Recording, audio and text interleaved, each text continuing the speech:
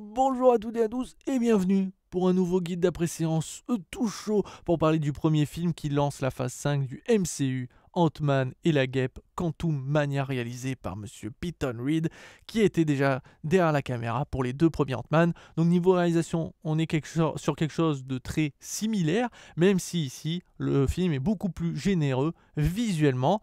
Et je vous avoue que j'attendais beaucoup ce premier film pour la phase 5, parce que je voulais voir s'ils allaient commencer sur les chapeaux de roue. Et c'était une grosse prise de risque de commencer avec un personnage qui, certes, je pense, est apprécié, mais c'est pas l'Avenger le plus apprécié de tous. En plus de ça, Ant-Man fait de l'humour, et quand on sait que le dernier Thor avait poussé les curseurs de l'humour beaucoup trop loin au point d'en faire vomir les gens, c'était risqué de mettre un personnage qui fait des blagues. Et je rassure, je mets les points sur les i tout de suite. Oui, le film est beaucoup plus soft et beaucoup mieux écrit. Ça veut dire que les blagues passent beaucoup mieux. Il y en a beaucoup moins. Donc franchement, là-dessus, merci Marvel. Par contre, je tiens à préciser, c'est pas un film qui va révolutionner le genre. On est sur quelque chose d'assez classique. Donc si vous avez aimé Ant-Man ou les films Marvel en général, vous l'apprécierez. Par contre, ceux et celles qui attendaient que cette phase 5 change les choses, nous propose quelque chose de neuf, oubliez, on est sur quelque chose de plutôt classique. Mais par contre, on voyage vraiment dans le multivers. Et là, c'est réellement explosé et je trouve ça fascinant parce que franchement, ça donne des décors, des visuels et des créatures totalement déjantées, dingues. Et franchement, c'est très cool. Et je remercie les scénaristes et le réalisateur d'avoir poussé les curseurs au maximum pour proposer l'univers subatomique à son paroxysme. Franchement, là, c'est incroyable. Après, ça ne veut pas dire que le film n'a pas de défaut. On peut parler de son méchant, de sa menace qui est sous-exploitée pour beaucoup. Ça veut dire que elle est présente, hein, elle est développée au niveau de sa personnalité, tout ça. On comprend ses actes. Mais c'est vrai qu'au niveau combat pur et dur, on est très déçu, sachant sa puissance.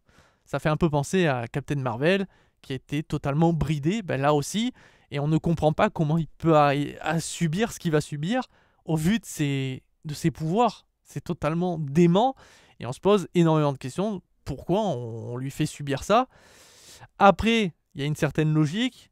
Ant-Man est là pour poser les premières pierres pour la phase 5, et ne peut pas tout résoudre d'un coup, ou en tout cas ne peut pas trop subir. Mais c'est vrai que c'est étonnant quand on voit le personnage. Après, le choix d'acteur peut être discutable. Moi, perso, je trouve que ça passe. Mais en même temps, c'est toujours compliqué quand on voit la menace dans les comics, la tête qu'il a, et de le retranscrire dans la réalité. Mais je trouve que ça passe plutôt bien. Pour un autre personnage, sans dire son nom pour éviter de spoiler, mais dans sa capsule, la tête est totalement what the fuck, mais ça marche parce que les effets spéciaux sont incroyables. Et ça donne d'ailleurs des petites blagues pas piqué des hannetons qui marche quand même plutôt bien.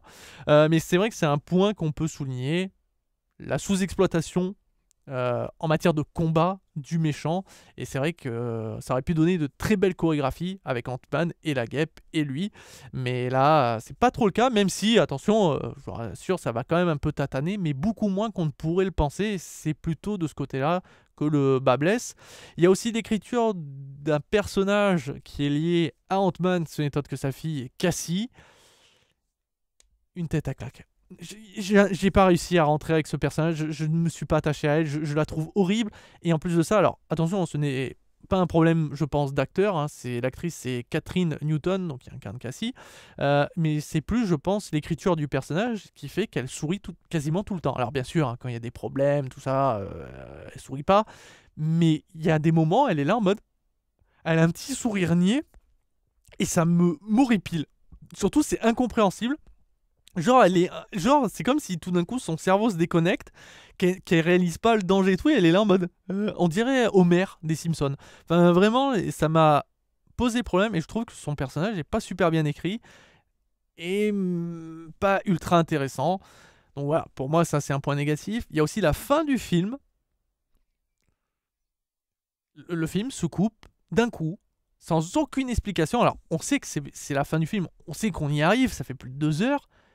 Mais de cette manière-là, à ce moment-là, le film s'arrête. C'est très abrupt et je trouve que ça dessert le film. Donc, ouais, j'ai pas trop bien compris. Après, au niveau des scènes post-génériques, la première raconte ce qui est raconté dans le film et nous montre ce que risque d'être la phase 5 au niveau menace et au niveau gros problème. À côté, Thanos, c'est presque un bisounours. Vous verrez par vous-même.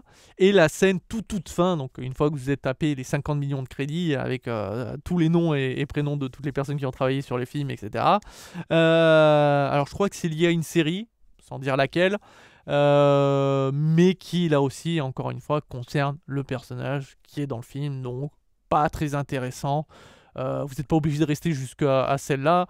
La première, oui, pour que vous voyez que ça va être la merde dans la phase 5, mais l'autre, enfin, je trouve que c'est pas la plus importante. Et là, je vais parler d'un point négatif qui, là, par contre, m'a vraiment sorti du film, au point que là, je me suis dit, non, allez vous faire foutre. Là, vous êtes allé beaucoup trop loin, même si ça dure qu'un bref instant, mais là, j'ai vraiment pas compris.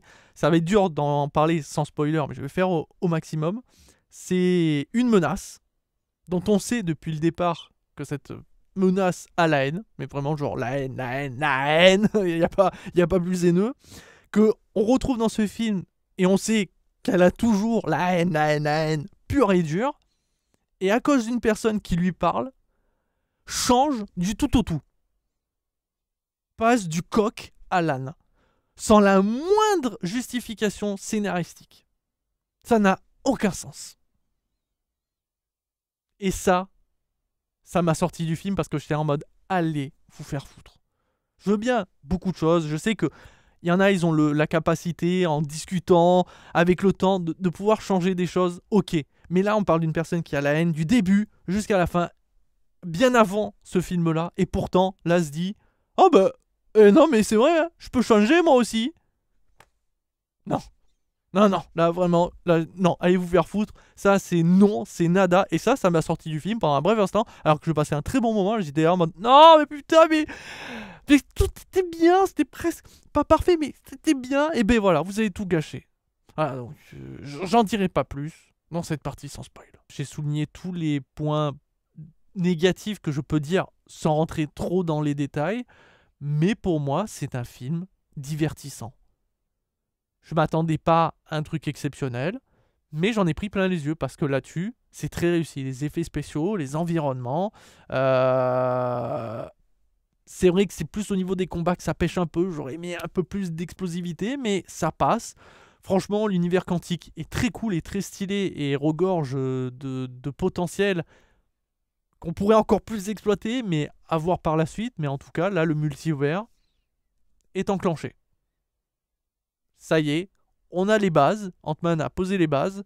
Maintenant, il va falloir voir, et c'est là le vrai problème, voir comment ces bases-là vont être exploitées par la suite dans les différents films. Et là, j'ai un peu peur, mais qui sait, on pourrait être surpris. Donc, si je devais le conseiller, je le conseillerais aux amateurs de Ant-Man déjà, parce qu'il faut aimer quand même Ant-Man, et je pense que beaucoup ne l'aiment pas, donc c'est pour ça que vous n'irez peut-être pas le voir. Et aussi pour ceux et celles qui aiment Marvel et qui s'en foutent que y ait des prises de risques. Par contre, vraiment, je le dis, hein, mais ceux qui veulent de la nouveauté aujourd'hui chez Marvel, oubliez ce film. Hein. C'est un classique. Hein. Ça reste classique dans son écriture, dans sa réalisation. C'est plutôt classique. Sachant en plus que on a le même réalisateur que les premiers Ant-Man, donc il n'y a pas non plus 50 millions de trucs de fou. Ben voilà, donc je pense que je vais conclure cette partie sans spoil. Maintenant, on va attaquer la partie avec spoiler. Donc, si vous continuez la vidéo, c'est que vous en avez rien à foutre. Ou alors, vous avez déjà vu le film, parce que là, je vais rentrer beaucoup plus en profondeur au niveau des détails. Et un des premiers détails que j'avais commencé à souligner, donc c'est les différentes menaces. Donc, nous avons MODOK, qui est bien, mais un peu décevant. Mais en même temps, comme c'est le multivers, MODOK peut que revenir. Vous voyez, même si ce ne sera pas exactement de cet univers-là, mais il peut que revenir. Mais il est vrai que là, c'est un peu étonnant son changement de camp. Il avait la haine dans le premier film Ant-Man. Après, il lui arrive des bricoles, on le voit disparaître et on le retrouve là. Il a toujours la haine. il peut pas changer du tout au tout juste parce que Cassie le regarde lui dit mais tu peux changer, tu vaux mieux que ça, t'es pas un bolos. Et non, je suis pas un bolos. Et là il décide de s'en prendre à son maître. Alors certes, quand on voit le traitement qu'il subit par son maître Kang, on peut comprendre qu'il a peut-être la haine, c'est pas la première fois, et qu'il veut se venger à un moment ou à un autre. Mais je trouve que le changement est quand même très radical quand on voyait derrière ces différents dialogues. Pour moi, ça n'a aucun sens, mais c'est vrai que c'est pour moi un gros point faible, son changement. Mais je trouve en tout cas la réalisation du personnage très bonne, enfin c'est vraiment visuellement, il est très réussi et correspond plutôt bien aux comics. Quant à Kang, ben, quand on sait la puissance du personnage, je comprends pas pourquoi quand il affronte Ant-Man, la guêpe, et que derrière il y a l'armée de fourmis, il les rase pas. Enfin, je veux dire, d'ailleurs, on le voit utiliser ses lasers. Alors après, peut-être il manque de puissance ou il en a trop utilisé, donc il peut plus, voilà. Mais pourquoi se cacher derrière sa barrière alors qu'il peut juste, avec 2 coups de laser, raser toute une rangée de fourmis, de 100 000 fourmis, d'un seul coup? C'est incompréhensible pourquoi il se met derrière son bouclier et que derrière, bah, il se fait bouffer par les araignées, même si, par les fourmis, pardon, et qu'après, derrière, ils reviennent même en très mauvais état. C'est complètement un peu étonnant. Mais après, je rassure, comme le film pose les édifices pour la phase 5, c'est vrai que Kang, quand on voit après la scène post-générique, on n'est pas inquiet. De toute façon, il l'avait mentionné dans le film. Il est là, mais il y a les autres lui. C'est d'ailleurs pour ça qu'il est là. C'est à cause des autres lui-même qui l'ont enfermé là, pour une raison un peu obscure, parce que vu qu'ils sont tous pareils, pourquoi l'enfermer que lui? Il serait vraiment plus puissant que les autres. C'est un peu étonnant, mais quand on voit le nombre d'autres, on se dit que s'il devait avoir un combat final à la fin de la phase 5, à côté Thanos, c'est du pipi de chat. Mais à voir ce que ça peut donner. Je présume que au fur et à mesure des films, ils vont affronter plusieurs Kang. Ils vont genre envoyer 2-3 Kang par-ci par-là. Et les Avengers, dans les différents films, vont les affronter, en tuer. Et vers la fin, et à la fin, il en restera qu'une dizaine. Ou voilà. Ou alors ils vont fusionner, je ne sais pas. Mais il y a un moyen d'avoir un truc un peu space. Mais moi, j'ai bien aimé Kang. J'étais un peu inquiet avec l'acteur, mais je trouve que ça passe quand même plutôt bien. Mais c'est vrai que c'est un peu étonnant, ce bridage de puissance comme a pu subir Captain Marvel. Mais c'est vrai que si il se battait réellement, ben Ant-Man meurt, la guêpe aussi. Donc, ouais, c'est quand même un sacré point négatif. J'ai déjà parlé de Cassie, non, vraiment, son personnage est horrible. Mais après, bah, moi, j'ai pas grand chose de plus à souligner. Je voulais plus parler de MODOK et de Kang. Mais le reste, comme j'ai dit, ça passe plutôt bien. C'est un film qui m'a diverti. J'ai pas vu le temps passer. Je m'attendais pas à ça, mais franchement, le film m'a surpris dans le sens où visuellement, c'est super. Je trouve que l'univers quantique est incroyable. Les différentes races de créatures, bon, il y en a qui ressemblent vraiment à des humains, dont un des personnages incarné par Bill Murray. C'est vrai, tu dis, ils sont pas foulés, mais quand tu vois derrière tous les créatures, celle avec une tête de caillou, l'autre en forme de brocoli, celui, il y a un moment, on voit vite fait un mec avec une tête en espèce de serpentin ou je sais pas quoi.